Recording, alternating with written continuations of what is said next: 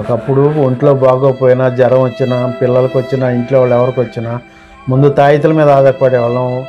ఎవరో ఒకరి దగ్గరికి వెళ్ళి తాయితీ కట్టించుకునేవాళ్ళం. ఆ పిల్లలకు ఒంట్లో బాగోకపోయినా, మా ఇంట్లో ఎవరికి బాగోకపోయినా, ఇంట్లో ఏదైనా కోసం వచ్చినా, ఏ సమస్యలు వచ్చినా తాయితలు, ఒంటి నిండా తాయితలు, నడుముకు ఉండేది, మెడలో ఉండేది, చేతికి ఉండేది, మంచాల కింద ఉండేది, బట్టల కింద ఉండేవి, బీరువాలో ఉండేవి. ప్రతి ఒక్కరి ఒంటి మీద తాయితలతో మేము కొంతకాలం గడిపేశాం. ఈ దేవుడు నమ్ముకున్నాక, యేసు ప్రభు నమ్ముకున్నాక ఒక్క విగ్రహం లేదు మా ఇంట్లో, ఒక దేవుడు ఫోటో లేదు, ఒక తాయిత లేదు, పూర్తిగా మొత్తం నిషేధం. మేము చేసేది ఏంటంటే దేవుడికి ఒక్కటే ప్రార్థన, మా సమస్యలు దేవుడికి చెప్పుకోవటం. ప్రతిరోజు మా సమస్యలు ఈ ప్రభు అని చెప్పుకోవటం. కానీ మా ఒంటి మీద కానీ, ఇంట్లో కానీ, మా ఇంట్లో విగ్రహాలు కానీ, ఫోటోలు కానీ ఏమీ లేవు. మొత్తం పూర్తిగా తీసివేసాం దేవుడిని నమ్ముకున్నాక. సమస్తం ఆయనే చూసుకుంటున్నారు, మా కుటుంబాన్ని, మా బిడ్డని.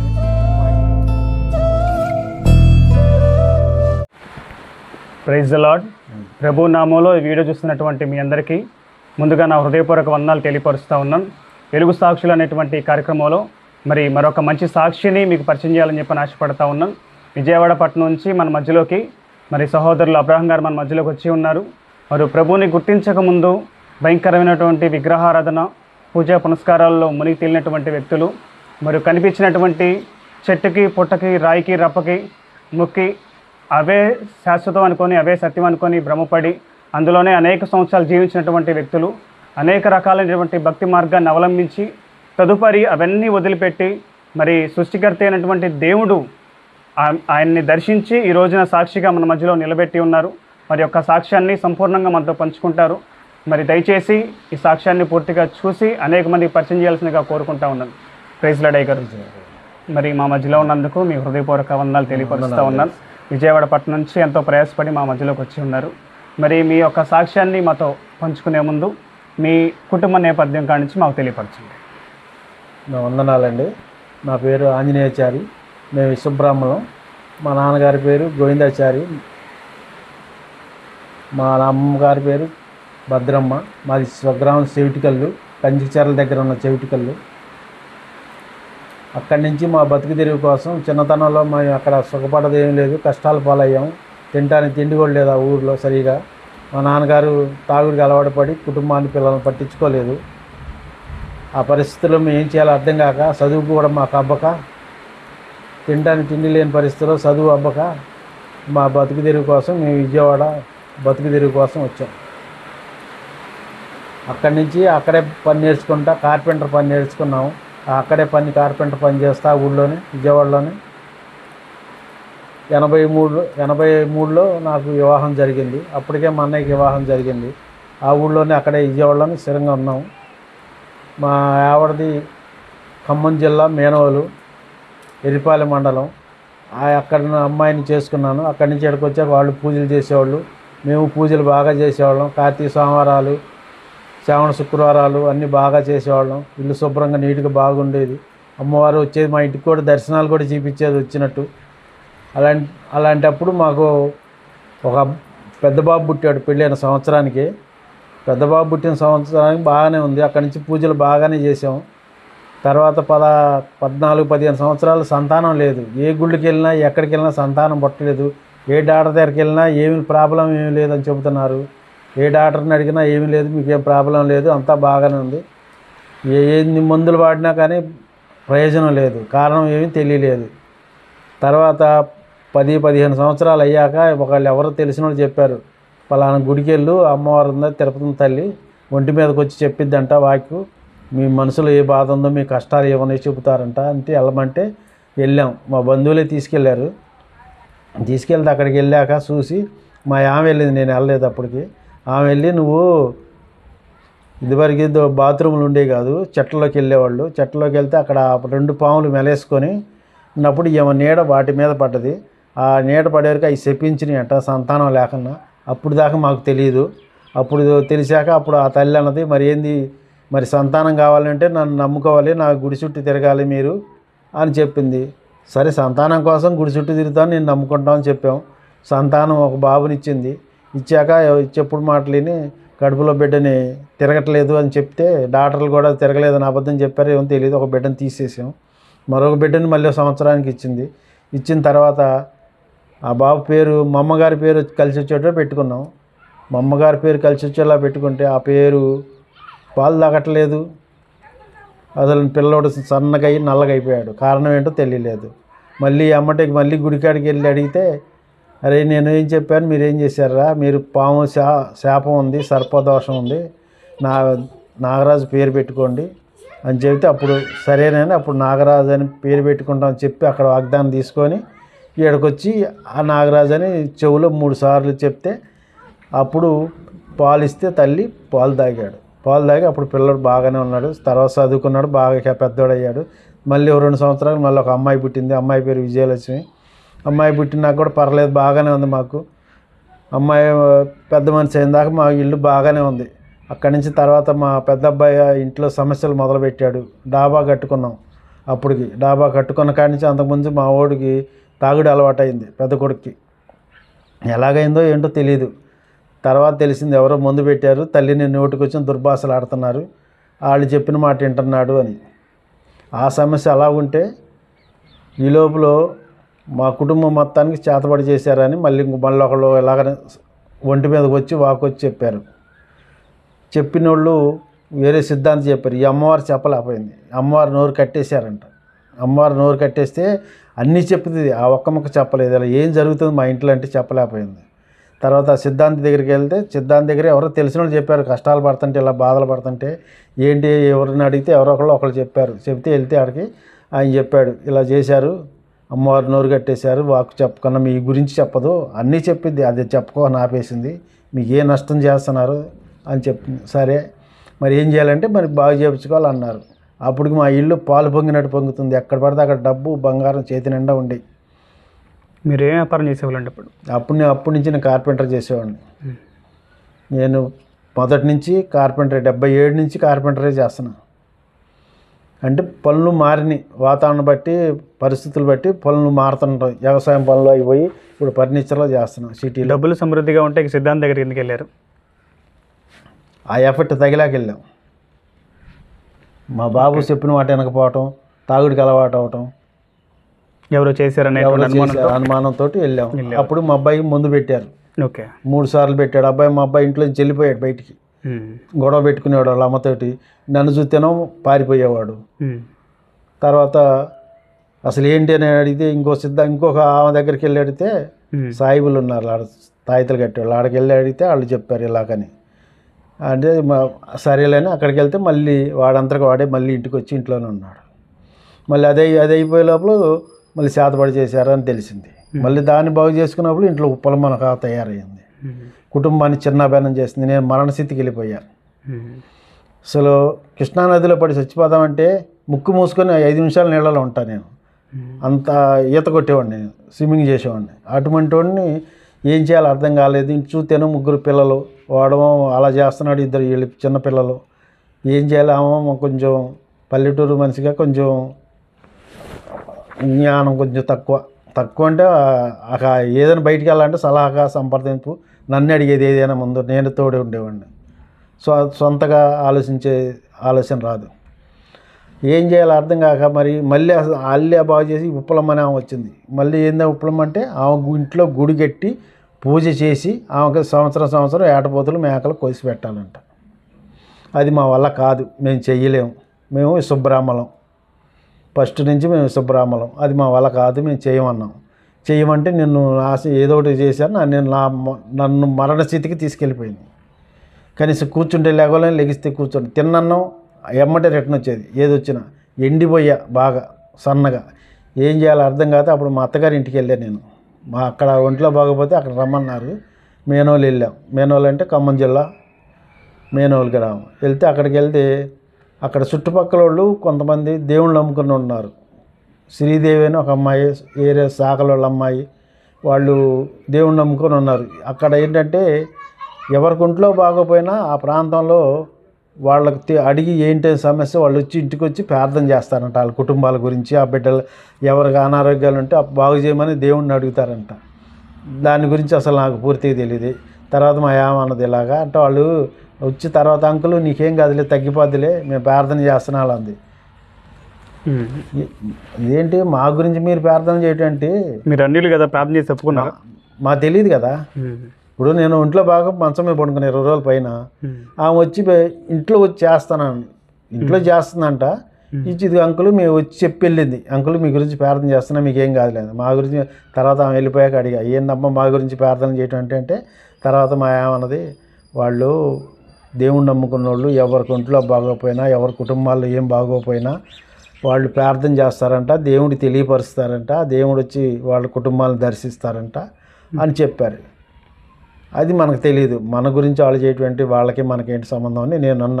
మామూలుగా అన్యులులా అప్పుడు నేను అన్యుడిని, మాకేం తెలియదు. తర్వాత ఆమె ప్రార్థనాయలు తీసుకొచ్చి ఇచ్చింది, ఒక బాటిల్లో తెచ్చిచ్చింది. ఆ ప్రార్థనాయలు రాసుకున్నాక 2 రోజులు రాసుకున్నా, 3 రోజు మళ్ళీ తెలియని ఉత్సాహం వచ్చేసింది. అసలు ఎంత శక్తి వచ్చిందో నాకు అర్థం కాదు, అంత బలం వచ్చేసింది ప్రార్థన ఆయిల్తోనే. ఇక్కడ ఉన్నామేంటి, మనం ఇక్కడ ఎందుకు ఉండాలి, మనం విజయవాడలోకి ఇక్కడ ఎందుకు ఉన్నామని అప్పటికప్పుడు ఇక తెల్లారి అమ్మటి ప్రయాణం కట్టి వెళ్ళిపోయితే ఆమె వెళ్ళేటప్పుడు అడ్రస్ ఇచ్చింది. ఇగో అంకులు పలానా ఊరు వెళ్ళండి, పలానా అమ్మగారు ఉన్న రామలింగేశ్వరంలో అమ్మగారి దగ్గరికి వెళ్ళని ఇచ్చింది. మనం వెళ్ళటం ఏంటి వాళ్ళ వాళ్ళకి, మనం ఈ దేవుడిని నమ్ముకోవటం ఏంటి, మనకేంటి అవసరం అని ఆ యొక్క పక్కన పడేసి వెళ్ళిపోయి అక్కడికి వెళ్ళి ఇచ్చిన కొబ్బరి రాసుకున్నాం. 20 రోజులు మళ్ళీ 20 రోజులు రాసుకుంటే ఇచ్చిన అయిపోయాక మళ్ళీ మొదటి స్థితికి వచ్చేసింది, మరణ స్థితికి వచ్చేసింది. అసలు ఏం చేతిలో బలం లేదు, సైకిల్ దొక్కలేకపోతున్నా, కూర్చుంటే లేకపోతున్నా, ఏం చేయాలి, మా ఆమె కంగారు పడిపోతుంది, ఏం చేయాలి ఆమెకి ఏం తెలియదు. సరిగా ఏం చేయాలో అర్థం కాక ఎవరిని అడిగినా సలహా చెప్పేవాళ్ళు లేరు అక్కడ, అర్థం కాలే. ఎవరినైనా ఆలోచిస్తే మా అన్నయ్య, మా వదిన శ్యామల, నాగేశ్వరరావు పక్కనే ఉన్నారు, అక్కడ పక్కన సందులో ఉన్నారు. వెళ్ళి అడిగితే ఏంటంటే మరి ఇలాగ నా పరిస్థితి ఇలా ఉంది, ఏంటి చేయాలి, మరి ఆ దేవుడి దగ్గరికి వెళ్ళిపోదాం అనుకున్నాం, యేసుప్రభు దగ్గరికి అని అంటే, ఏ దేవుడి దగ్గరికి వెళ్తే ఏంటిరా, ఆరోగ్యంగా ఉంటే చాలు, ఏ దేవుడు అయితే మనకేంటి, మన ఆరోగ్యంగా ఉంటే చాలు అని వాళ్ళిద్దరు చెప్పారు. మా అన్నయ్య, మా వదిన శ్యామల, నాగేశ్వరరావు వాళ్ళిద్దరు. సరేలేని అక్కడి నుంచి ఆ రోజు వెళ్ళిపోయాం. అప్పుడు 11:30 అయింది పగలు. ఇంటికి వచ్చి పడుకుంటే మంచం మించి నాకు అక్కడ గొల్లపూడి నుంచి 4 ఆడవాళ్ళు దేవుణ్ణి నమ్ముకున్న వాళ్ళు తెల్ల బట్టలు వేసుకొని వచ్చి బైబిల్ పట్టుకొని చేతిలో నా మంచం కాడ కూర్చొని ప్రార్థన చేస్తున్నారు. ఏంటి ప్రార్థన చేయి, గబక్కన వెళ్ళిపోయి గబక్కన కళ్ళు తెరిచి చూస్తే ఏం లేదు. ఏంది ఇలాగా అంటే మా ఏమని అడిగితే, నువ్వు దేవుణ్ణి వస్తానని చెప్పావుగా, మీ అన్నయ్య మీ వద్దంతో చెప్పావుగా వెళ్తానన్న దేవుడికి, అందుకే వాళ్ళు దేవుణ్ణి నువ్వు ఒప్పుకున్నావు కదా దేవుడి దగ్గరికి వెళ్తానని, అందుకే వాళ్ళు వచ్చేసి నీకు వచ్చి ప్రార్థన చేసి వెళ్ళారు, వాళ్ళు నీకు చుట్టూ రక్షణ కవచం వేసి వెళ్ళారు అని చెప్పి వెళ్ళింది. అది ఎప్పుడు తెల్లారిదా, ఎప్పుడు వెళ్ళాలి, ఎప్పుడు తెల్లారిదా అమ్మగారి దగ్గరికి రామలింగేశ్వరరావు నడవలేని పొజిషను, కైనా ఎలాగ వెళ్ళాం అర్థం కాల. అది డైరెక్టర్ ఆటో ఉందంట, తెలియదు, మధ్యలో దిగిపోయాం. అక్కడి నుంచి నడుచుకుంటూ 2 కిలోమీటర్లు నడిచి వెళ్ళాం. ఒకసాటికి వెళ్తే ఇంకోసారి అన్నారు, ఇక్కడ కాదు అక్కడ అని 2 సార్లు అయినా తిరిగి ఎలా నడిచారో నాకు అర్థం కాల. ఆడికి వెళ్ళగానే అమ్మగారు ఉంది, ఏడుకో బయలుదేరుతుంది, మరియమ్మ గారు బయలుదేరుతుంటే చూసి, సరే అమ్మ ఇలాగంటే సరేలేని, సరేనా నేను ప్రార్థన చేస్తాలే కూర్చోండి అని కూర్చుంది. నేను అక్కడికి వెళ్ళగానే నాకు అక్కడికి వెళ్తే గొర్రెల వాసన వచ్చింది. ఏంటి గొర్రెల వాసన వచ్చింది అనుకుంటే తర్వాత మా యామతో చెబితే, ఏంటి ఇలా మందిరంలోకి వెళ్ళని గొర్రెల వాసన వచ్చింది ఏంటంటే, మా ఏమంది, యేసుప్రభు గొర్రెల కాపరు కదా, అందుకే గొర్రెల వాసన వచ్చింది అంటే, నేను వెళ్ళగానే దేవుడు చూశాడు అని అన్నది. ఇది కూడా ఒక అనుకున్నప్పుడు అలాగనే అర్థం చేసుకుంది. సరేలేని అమ్మగారు 3 వారాలు ఉంటే తగ్గితే 3 వారాలు ఉందాం అనుకున్నాం. అప్పుడు మొక్కులు ఉండేక 3 వారాలు 5 వారాలని అలాగే 3 వారాలు వెళ్ళి నిద్రలు చేసి ఆ నైటు ఆరాధన చూసుకొని, శనివారం నైటు ఆదివారం ఆరాధన చూసుకొని ఇంటికి వచ్చేవాళ్ళం. అలా 3 వారాలు చేసాం. బాగానే కంట్రోల్ అయింది. అమ్మగారు మా గురించి ప్రార్థన చేస్తుంటే మేము నమ్ముకున్న దేవతలు వచ్చి అడ్డుపడుతున్నాయంట, అమ్మగారిని ప్రార్థన చేయనీయకున్నా అడ్డుపడుతుంటే ఎత్తైతే బలవంతంగా వాళ్ళని పంపించేసి అమ్మగారు యేసుప్రభుని మా ఇంటికి మా దగ్గరికి పంపించింది ప్రార్థన చేసి. ఆ తర్వాత నేను మా భార్య వెళ్తున్నాం, 3-4 పిల్లలు అందరూ 5 వెళ్ళేవాళ్ళం. ఎన్ని సమస్యలు వచ్చినా ఆపలేదు మేము. కొంతమంది అన్నారు ఆరోగ్యంగా ఉండగానే మానేస్తారు వీళ్ళు అన్నారు. మేము అలా కాదమ్మా, ఒక్కసారి నిర్ణయం తీసుకున్నాక మళ్ళీ వెనక్కి తిరిగి చూడడం, ఏ దేవుడైతే నమ్ముకున్నాం ఆ దేవుడిని శాశ్వతంగా ఉండిపోతాం అని అన్నాం. సరేలే అన్నారు. వాళ్ళు కూడా అన్నారు. వాళ్ళు 5 వారాల నుండి సాక్ష్యం చెప్పా. అక్కడి నుంచి ప్రతి ఆదివారం ప్రార్థనకి వెళ్ళేవాళ్ళం. ఏది భవానీపురం నుంచి రామలింగేశ్వర డైరెక్టర్ ఆటోలు లేవు, 2 ఆటోలు లేదా బస్సుకి కానీ ఎక్కి మారాలి, ఏదైనా 2 ఎక్కి దిగి వెళ్ళాలి. అలాగే వెళ్ళాం, 1 సంవత్సరం 2 సంవత్సరాలు వెళ్ళాం. తర్వాత డిసెంబర్ నెల వచ్చినప్పుడు సేవకులు ఇంటింటికి వచ్చి ప్రార్థన చేసి వెళ్తారు. అలాగే మా ఇంటికి కూడా వచ్చారు. మా ఇంటికి వస్తే మా ఇంట్లో మా ఈ 3 గదులు, మధ్యలో గది ఖాళీగా ఉంది. అప్పుడు చూసి ఆ ప్రాంతంలో నాన్న అమ్మగారు అంది ఇంకో సేవకుల్ని, నాన్న ఇక్కడ ప్రార్థన పెట్టుకుందాము ఈ ఆచార్య గారి ఇంట్లో అద్దెకి తీసుకొని అన్నారు. సరేలే అమ్మ అన్న. 1 నెల తీసుకున్న అద్దె, 2వ నెల తీసుకున్నా, 3వ నెల తీసుకోవడానికి నా మనసు అంగీకరించింది. ఎందుకంటే నేను దేవుణ్ణి ఏది కావాలంటే దేవుడు నాకు అది ఇస్తున్నప్పుడు నేను దేవుడి దగ్గర అద్దె తీసుకోవటం ఏంటి? ఇప్పుడు దేవుడి దగ్గర తీసుకున్నట్టే కదా. నా ఇంట్లో సువార్త పరిస్తున్నాడు, దేవుడు నా ఇంటికి వచ్చాడు, వస్తానని అమ్మగారితో చెప్పాడు. అమ్మగారు అడిగింది, అమ్మగారు మరి మా దేవుడు మా ఇంటికి వస్తా అంటే మాకేం అభ్యంతరం, దేవుడు మా ఇంటికి వస్తే మాకు సంతోషమే కదా అన్నాం. వచ్చాము. అద్దెకి తీసుకోవటం దేవుడి దగ్గర మాకు ఇష్టం లేదు. ఒక 2 నెలలు తీసుకున్నాం. తర్వాత మాకు ఇష్టం లేదమ్మా, మాకు అద్దె వద్దు ఏమొద్దు అన్నాం. సరే నాన్న అంది. అద్దె లేదు, ఏమి లేదు, కరెంటు ఏమీ 1 రూపాయి కూడా దేవుడు సేవది తీసుకోలేదు. 1 రూపాయి కూడా మేము తలుసుకోలేదు. ఎందుకంటే ఏది కావాలంటే దేవుడు ఇస్తున్నాడు, మాకెందుకు కరెంటు బిల్లు ఇవన్నీ మాకు అవసరమా దేవుడు ఇచ్చేటప్పుడు అని మేమేం తీసుకోదలుచుకోవాలి. తర్వాత గుమ్మం అడ్డం ఉంది, గుమ్మం కిటికీ ఒకటి ఉంది. జనాభా వస్తున్నారు, అత్తంటే ఆ కిటికీ గుమ్మం తీసేసి ఎలాడు చేసాం, రూమ్ పెద్దది చేసాం మా ఇంట్లోనే. చేశాక చుట్టుపక్కల వాళ్ళు కొంచెం ఇబ్బంది పెట్టారు, ఆ మైకులు పెట్టొద్దు, సౌండ్లు చేయొద్దు, ప్రార్థన వరకు చేసుకోండి అని. సరేలే అన్నారు. ప్రార్థన చేసుకున్నాం. ప్రార్థన వరకు చేసుకుంటే జనాభా ఎక్కువైపోతున్నారు, పట్టట్లేదు. అదొకటి కొంతమంది కొంచెం ఇబ్బందులు కలుగుతున్నాయి అని పైన డాబా పైన రేకులు వేసుకుంటాను ఆచార్య గారు అన్నారు. సరే వేసుకోండి అన్నాం. ఆయన మొత్తం ఖర్చు పెట్టి వేసాడు. వేసాక 1 నెల రోజులు కూడా సరిగ్గా రన్ అవ్వాల. ఈ లోపల చుట్టుపక్కల వాళ్ళు వచ్చి మాకు సౌండ్ ఎక్కువ వస్తుంది, మాకు ఇబ్బందిగా ఉంది, మీరు పెట్టొద్దని అన్నారు. సరేలే అని మరి 3 నెలల టైం ఏంటంటే 3 నెలలు పెట్టుకొని ఇచ్చారు. అప్పుడు మైకులు ఏం లేవు, ప్రార్థన వరకు పెట్టుకొని చేసుకుని ఈ లోపల బయట వెళ్ళిపోయాం అద్దెకి. ఈ లోపల నాకు హార్ట్ అటాక్ వచ్చేసింది. హార్ట్ అటాక్ వచ్చింది. నా పరిస్థితి ఏంటో మరణస్థితికి వెళ్ళిపోయా. అప్పుడోసారి వెళ్ళిపోయా, ఇప్పుడోసారి వెళ్ళిపోయా. మరణస్థితికి మళ్ళీ మరణస్థితికి వచ్చేసింది. ఏంటో నాకు అర్థం కాలేదు. యేసుప్రభుని నమ్ముకున్నా కూడా మీరు మళ్ళీ ఆ స్థితికి వెళ్ళిపోయారు. యేసుప్రభుని నమ్ముకున్నాకే హార్ట్ అటాక్ వచ్చింది. కారణం తెలియదు. ఏంటంటే అది దేవుడి చిత్తం, మరి ఎందుకో ఏంటో తెలియదు. మరి ఇప్పుడు మా దేవుడు నమ్ముకోముందే మా అబ్బాయి చేసిన అన్ని పనులు ఎట్నో మా దేవుడు మానిపించేసి పెళ్లి చేసాం. వాళ్ళు కూడా లేనోళ్ళే, పోనీళ్ళని పిల్లని ఇచ్చారు. ఇచ్చినా బాగానే ఉన్నారు కొంతకాలం. తర్వాత వాళ్ళు కూడా మార్పులు వచ్చినాయి. ఈ లోపల మీరు యేసుప్రభు నమ్ముకోముందు కొన్ని కష్టాలు ఉన్నాయనే కదా యేసుప్రభు నమ్ముకున్నారు. కష్టాలు వచ్చిన తర్వాత కూడా, మరి యేసుప్రభులోకి వచ్చిన తర్వాత కూడా ఎందుకు వచ్చినాయి అంటారు కష్టాలు? యేసు ప్రభులోకి వచ్చాక కష్టాలు వచ్చినాయి అంటే అది ఆయనే పెడుతున్నాడు. నీకు ఎందుకు పెడతాడో మరి. ఇప్పుడు కష్టం అనేది లేకనే ఉండదు. సూర్యుడు చంద్రుడు ఉదయిస్తున్నాడు, అస్తమిస్తున్నాడు. అలాగే మాకు కూడా కొన్ని సమస్యలు, శరీరంలో బలహీనత ఉండొచ్చు, వయసు పెరిగే కొద్దికి సమస్యలు వస్తాయి. హెల్త్ ఎవరికైనా వస్తుంది. యవ్వన కాలంలో ఉన్నప్పుడు ఏది వచ్చినా తట్టుకోగలుగుతాం. వయసు పెరుగుతుంది, దగ్గర 60 ఏళ్ళు వస్తున్నాయి, 50 దాటిపోయినాయి. మరి 60 ఏళ్ళు జరుగుతుంది, 60వ సంవత్సరం జరుగుతుంది. ఈ లోపల వయసు రీత్యా బలహీనత ఇవన్నీ రావచ్చు. 2019లో హార్ట్ అటాక్ వచ్చింది. అది అదృష్టం ఏంటంటే 3 రోజులు బట్టి వస్తుంది.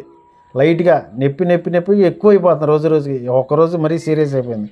రైతులు అప్పటికప్పుడు హాస్పిటల్కి వెళ్తే డాక్టర్ గారు చూసి హార్ట్ అటాక్ అన్నారు. ఏంటంటే మనకు రూపాయి ఖర్చు కాకుండా ఫ్రీగా చేశారు హార్ట్ అటాక్. తర్వాత ఈ లోపల మా అమ్మాయికి పెళ్లి కుదిరింది. మా అమ్మాయి చేసాం.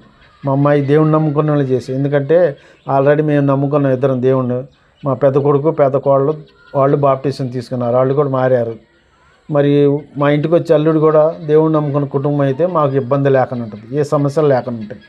ఎందుకంటే మరి వాళ్ళు ఒకటి మనం ఒకటి అంటే ఇంట్లో దేవుడికి కూడా తలకాయ నొప్పి, మాకు తలకాయ నొప్పి, కుటుంబం మళ్ళీ ఇది వద్దని ఇబ్బంది.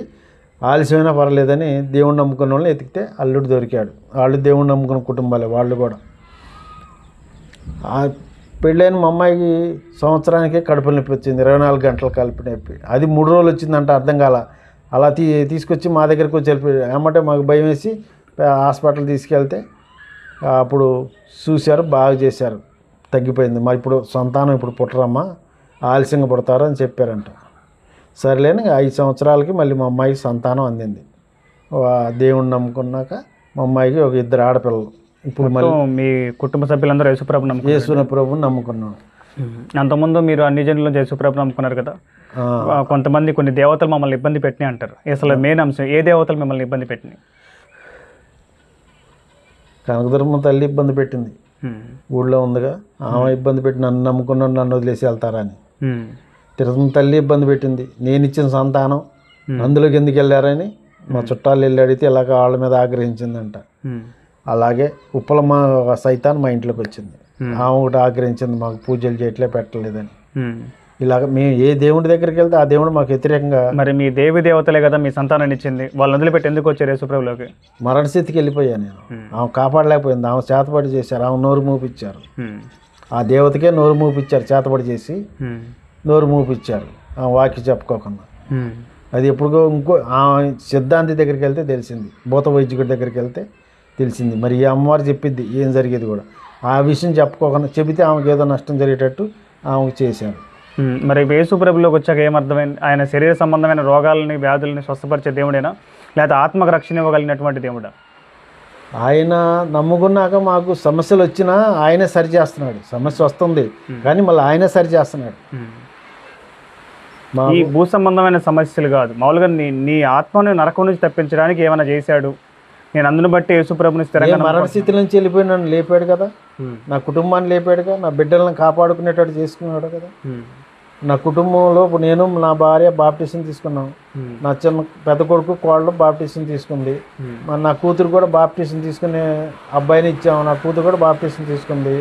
మరి మా ఆమెకు మళ్ళీ ఒక సంవత్సరం, పోయిన సంవత్సరం 2021లో 21లో కామెరలు, టైఫాయిడ్, మలేరియా అన్నీ వచ్చేసింది. అసలు మనిషి బతకదనుకున్నాం. ఎండి చేపలాగా ఉంది. దాదాపు 4-3 లక్షలు ఖర్చు పెట్టాం. ఎండి చేపలాగా అయిపోయింది, బతకదనుకున్నాం. మరి దేవుడు అప్పుడు బతికిచ్చాడు ఆమెని. మరి ఎందుకు బతికిచ్చాడో తెలియదు. బంధువులందరూ అయిపోయింది, ఎప్పుడు వస్తుందో కబురు వెళ్దామన్నట్టున్నారు. అంటే మరణ స్థితికి వెళ్ళిపోయింది. పడుకుంటే మంచం మీద పడుకుంటే మంచం కనపట్ల, ఏం కనపడ, శరీరం కనపట్ల, ఒక చీర కనపడుతుంది ఆ మంచం మీద, అలాగుంది.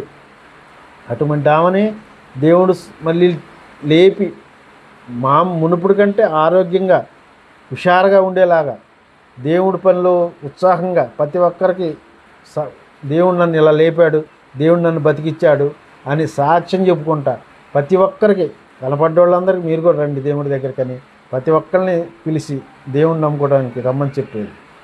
సంవత్సరం ఈ లోపల సంవత్సరం అయిపోయింది. సంవత్సరం అయిపోతే కడుపు రేత్రి కాడ లేపి నన్ను గ్యాస్ నొప్పి వచ్చిందంట, నొప్పులు వెళ్ళేయమంది ఇచ్చి వాంతులు అయిపోయింది. మళ్ళీ రేత్రి నిద్రపోవాల. శుక్రవారం నైట్ ఆరాధనకి వెళ్ళొచ్చింది. శుక్రవారం నైట్ ఆరాధనకి వెళ్ళొచ్చింది. వెళ్ళొచ్చి 1 గంటగా లేపింది నన్ను. ఇలాగా గ్యాస్ బిళ్ళ ఉంటే ఇవ్వండి ఇచ్చి వేస్తే వాంతులు అవుతున్నాయి. ఇంట్లో వాళ్ళందరూ లేచి ఏంటంటే అప్పుడు అమ్మటే మళ్ళీ అక్కడ ఎమర్జెన్సీగా డాక్టర్ సుధాకర్ డాక్టర్ అని ఎప్పుడు వెళ్ళి పిలిచినా ఎప్పుడైనా ఎమర్జెన్సీగా ఏ టైంలో వెళ్ళినాడిగా పరిస్థితి ఇలాంటి చేతి అమ్మటే బిళ్ళ ఇస్తాడు. డబ్బులు ఇచ్చినా ఇవ్వపైన ఇస్తాడు. ఆయన చూసి ఇచ్చాడు, తగ్గిపోయింది. తెల్లారి మత్తుకు పడుకొని మళ్ళీ పెద్ద హాస్పిటల్ మళ్ళీ తీసుకెళ్ళాం. ఆ రైతు శనివారం నైటు బాగానే ఉంది. మళ్ళీ నైటు లేచింది, కొబ్బరి నీళ్ళు తెచ్చి తాగింది, పడుకుంది. తెల్లారుజాము లేచింది, 4 లేచి ఆరాధన చేసుకుంటుంది. ఈ లోపల అందరు లేచాం. ఇక అదే భయంగా ఉన్నాం కదా, అంతకుముందు రోజు భయంగా ఉంటే లేచాం. ఇక అందరు లేచాం. తర్వాత 4 లేచింది, ఆమె ప్రార్థన చేసుకుంటాం. మేము కూడా లేచాం.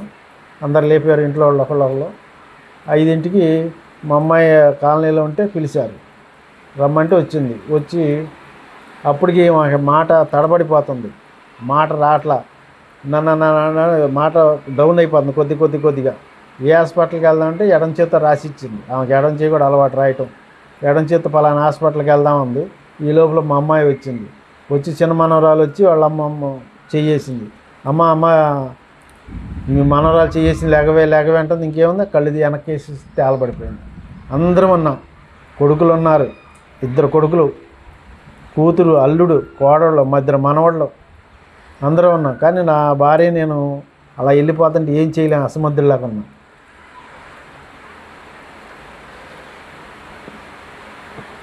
ఇంట్లో ఇబ్బంది అయిపోతుంది. ఇంట్లో ఎవరు లేరు. ఇప్పుడు నేను నా చిన్న కొడుకే ఉన్నాం. మా అమ్మాయి పెళ్ళి అయిపోయింది, వెళ్ళిపోయింది. మా పెద్ద కొడుకు పెళ్ళి అయిపోయింది, వెళ్ళిపోయాడు పక్కకి. ఇప్పుడు మేమిద్దరమే ఉన్నాం, నేను నా చిన్న కొడుకు. మా గుండి పెట్టేవాళ్ళు లేరు. మా పరిస్థితి ఏంటి? మా భార్య ఉండగా ఉండి పెట్టేది. మా భార్య పేరు సారమ్మ. అనమాయమ్మ అయితే సారమ్మగా మార్చారు బాప్టిజం తీసుకున్నాక. నేను బాప్టిజం తీసుకున్నాక అబ్రహంగా మార్చారు. ఇప్పుడు ఏం చేయాలి? మా ఇంట్లో పరిస్థితి మాకేం అర్థం కావట్లేదు. తర్వాత ఈ 15 రోజులు అయిపోయాక మా అల్లుడు అన్నాడు, మరి మావయ్య ఏం చేద్దామని. మా పాస్టర్ గారి పేరు ఎఫ్ఎఫ్ రావు గారు.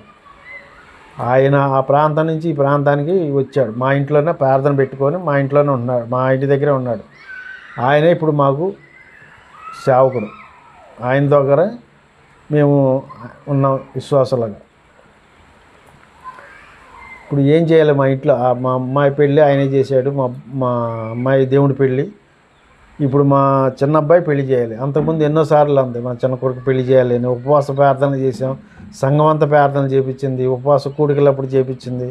మా ఆమె చేయించింది, అన్నీ ఆమె చేసుకుంది. తర్వాత మరి ఆమెకి ఇలా అయిపోయింది. ఇప్పుడు ఇంట్లో ఎవరు లేరు. మా పరిస్థితి ఏంటి? ఇప్పుడు మా అల్లుడు వాళ్ళ పిన్ని కూతురు ఉంది, అడిగితే సరే వాళ్ళు కూడా ఇష్టపడ్డారు, సిద్ధపడ్డారు. వాళ్ళు దేవుణ్ణి నమ్ముకున్న వాళ్ళే. వాళ్ళకి దేవుణ్ణి నమ్ముకున్న అబ్బాయి కావాలన్నారు. ఇప్పుడు ఎందుకంటే మాకు తెలిసిందే, మా అబ్బాయి సంగతి మా అల్లుడికి తెలుసు, మా అబ్బాయి ఎటువంటి వాడు అనేది. అందుకే వాళ్ళకు కూడా నమ్మకం కుదిరి మా అబ్బాయికి వివాహం ఇచ్చారు. కానీ ఆ రోజు పెళ్ళికి నా దగ్గర రూపాయి లేదు, ఏమీ లేదు. దేవుడు చెప్పా, ప్రభువా పెళ్ళి ఎట్లా చేస్తావు నాకు తెలియదు, నా దగ్గర రూపాయి లేదు, అప్పులు కాకుండా చెయ్యి, నీ చిత్తం నీకే వదిలేసాం. నా చిన్న కొడుకు పెళ్ళి ప్రశాంతంగా జరగాలి, నీ చిత్తం అని మొత్తం ఇక ఆయన మీద భారం. ఆయనతో ఇక అక్కడి నుంచి ప్రార్థనలతోటే ఇంట్లో గృహ కూడికి పెట్టుకోవడం, పనులు మొదలు పెడతాం. ఏ పనైనా ముందు ప్రార్థనతో అయ్యగారి చేతే, మా పాస్టర్ గారు ఎఫ్ఎఫ్ రావు గారి చేతే ఇవన్నీ అలా చేసాం. వద్దనుకున్న కోటు వద్దనుకున్నాం, కోటు కావాలన్నాడు, వచ్చింది. సఫారీ కావాలని, అది వచ్చింది. డీజీ పెట్టిద్దా అన్నాడు, అది వద్దన్న, అది పెట్టించాడు. అన్నీ ఏది కావాలంటే అన్నీ సమకూరిని. కానీ మేము అనుకున్న కాడికి జనాభా విపరీతంగా వచ్చారు, డబల్ వచ్చారు. మేము 300 మంది అనుకుంటే 550 మంది వచ్చారు జనం. ఆశ్చర్యం వేసింది నాకు. ఏంది అసలు ఇలాగా అనుకున్నా. పిలిచిన వాళ్ళందరూ వచ్చారు, రాని వాళ్ళు అంటూ ఎవరు రాలా. ఎక్కడెక్కడి నుంచి వచ్చారు? సత్తుపల్లి నుంచి వచ్చారు, సత్తుపల్లి ఖమ్మం జిల్లా టైపు సత్తుపల్లి నుంచి కూడా వెళ్ళి వచ్చారు వీళ్ళు. అటువంటి వాళ్ళు అసలు నాకు ఆశ్చర్యం వేసింది. ఏంది ఇంతమంది వచ్చారు ఏందా అనుకున్నా. అసలు మరి అప్పు కాలేదు, వచ్చిన డబ్బులు వచ్చింటే అది సరిపోయినాయి. వాళ్ళు కట్టడం కూడా పెద్దగా ఇవ్వాల, ఖర్చులకి ఇచ్చారు అంతవరకే. ఇప్పుడు మా చిన్న కొడుకు, కోళ్ళు, నేను ఉన్నాం ఇంట్లో. మంచిగా దేవుడు మమ్మల్ని, మా కుటుంబాన్ని దేవుడుగా మమ్మల్ని కాపుదల నుంచి మా కుటుంబంలో మాకు మనిషిలాగా ఉన్నాడు. మా అవసరాలు మేము ఏది కావాలన్నా దేవుడిని ప్రార్థిస్తాం. దేవుడు సమకూరుస్తా ఉన్నాడు, దేవుడే సమకూరుస్తున్నాడు. నేను పలానా సాటికి వెళ్తున్నా ప్రభువా, నాకు దారి చూపించంటాం, వెళ్ళటం. కానీ మరి ఈ ప్రాంతానికి నేను ఎలాగొచ్చానో నాకే తెలియదు. ఎప్పుడు రాలే ప్రాంతానికి. ఏది చిలకలూరిపేట ప్రాంతానిగా ఎప్పుడు రాలేదు, ఇదే మొట్టమొదటిసారి. మరి పాస్టర్ గారు మరి సాక్ష్యం చెప్పాలి రండి అన్నారు, వచ్చాం. మరి ఆయన చెప్పగానే మరి నాకు రావటం సమయం కుదరలేదు. కానీ ఈరోజు ఆదివారం అక్కడ ఆరాధన చూసుకొని ఇక్కడ సాక్ష్యం చెప్పడానికి వచ్చాం. రైట్ అండి. చివరిగా ఒక చిన్న మాట, ఏ కష్టాలు శ్రమలు ఉన్నాయని మీరు పూర్తిగా మరణ పడకలోకి వెళ్ళిపోయారని చెప్పి యేసుప్రభు నమ్ముకున్నారు. యేసుప్రభులోకి వచ్చిన తర్వాత కూడా అనేక సమస్యలు వచ్చినాయని చెప్తా ఉన్నారు. మరి రాను రోజుల్లో ఇంకా సమస్యలు పెరిగిపోతే యేసుప్రభుని వదిలేస్తారా, లేకపోతే మరింత హత్తుకుంటారు? ఒక్కసారి నమ్ముకున్నాక మరణస్థితి వరకు వెళ్ళేది లేదు. నా భార్య అలానే మరణస్థితికి వెళ్ళిపోయింది. ఆమె సమాధి ఆమె ముందు ఏర్పాటు చేసుకుంది. ఎవరికి దొరకని అదృష్టం ఆమెకు సమాధి విజయవాడ భవానీపురంలో సమాధి, సొంత స్థలం దొరికింది. మరి ఆ సమాధి మీద ఎన్ని సమాధులైనా పెట్టుకోవచ్చు. అక్కడ లెక్క 5-6 సమాధులు అలా ఒకటి అంతస్తులాగా డాబాల్లాగా లేపుకోవచ్చు. అలాంటి దేవుడు మాకు అవకాశాన్ని ఇచ్చాడు. మంచిదండి. మీరు నమ్మకంగా మరి చివరి వరకు కొనసాగాలని చెప్పని మనస్ఫూర్తిగా కోరుకుంటూ ఇప్పటిదాకా మీ సాక్ష్యం పంచుకున్నందుకు మీ హృదయపూర్వక వందనాలు తెలియపరుస్తూ ఉన్నాం. ప్రియులారా, మరొక చిన్న మాట చెప్పి నేను ఈ సాక్ష్యాన్ని కార్యక్రమాన్ని ముగిస్తాను. ఎవరైనా అన్యజనులు యేసుప్రభుని కొత్తగా నమ్ముకుంటే ఏదో ఒక సమస్యతో వస్తూ ఉన్నారు. మరి వ్యాధి ఉందనో, లేకపోతే బాధ ఉందనో, ఉద్యోగం వచ్చిందనో, మరి అమ్మాయికి అబ్బాయికి పెళ్ళైందనో, ఏదో ఒక మంచి సమస్యతో యేసుప్రభు దగ్గరకు వచ్చి ఆ సమస్య తీర్చుకుంటూ ఉన్నారు. తదుపరి వారు యేసుప్రభులోకి వచ్చిన తర్వాత ఏదన్నా సమస్యలు మరలా అధికమైతే వారు యేసుప్రభుని వదిలిపెట్టి వెళ్ళిపోతూ ఉన్నారు. ఈ భూ సంబంధమైనటువంటి సమస్యలకు యేసుప్రభు పరిష్కారం చూపగలడు. కానీ మరి ముఖ్యంగా మరి మన ఆత్మకు రక్షకుడు యేసుప్రభు అని గుర్తించాలి. మన పాప బంధకాల నుంచి ఎవరు విడిపించలేరు. మనం పాప బంధకాల నుంచి మనంతటా మనం బయటపడలేం. కానీ మరి ప్రభు అయినటువంటి యేసుక్రీస్తు ప్రభువారు భూమి మీదకి వచ్చి మనందరి కొరకు ప్రాణం పెట్టి ఉన్నాడు. ఆ యొక్క యజ్ఞాన్ని మనం నమ్మటం వల్ల, ఆ శిలువ యజ్ఞాన్ని మనం విశ్వసించడం ద్వారా మరి మనిషికి రాబోతున్నటువంటి నరక శిక్ష నుంచి యేసుప్రభు తప్పించగలడు. ఆయన యొక్క శిలువ యజ్ఞం ఒకటే తప్పించగలడని చెప్పని మనస్ఫూర్తిగా నమ్మాలి. మనిషికి ఆత్మకు రక్షణ ఇవ్వగలిగిన వాడు యేసుప్రభు. భూమి మీద ఉన్నటువంటి సమస్యలకి పరిష్కారం ఉంది, ఆయన దగ్గరే ఉంది. అది కొద్ది కాలం మాత్రమే. ఈ భూమి మీద ఉన్నటువంటి 60-70 సంవత్సరాల కాలంలో మనం సంతోషాన్ని అనుభవించినా, కష్టాలు అనుభవించినా, బాధలు అనుభవించినా ఇది ఆట్యకాలం. ఇక్కడ మనం కొనసాగం. ఒకరోజు కనుమూసేటువంటి రోజు వస్తుంది, లేకపోతే దేవుని రాకడొచ్చేటువంటి సమయం ఉంది.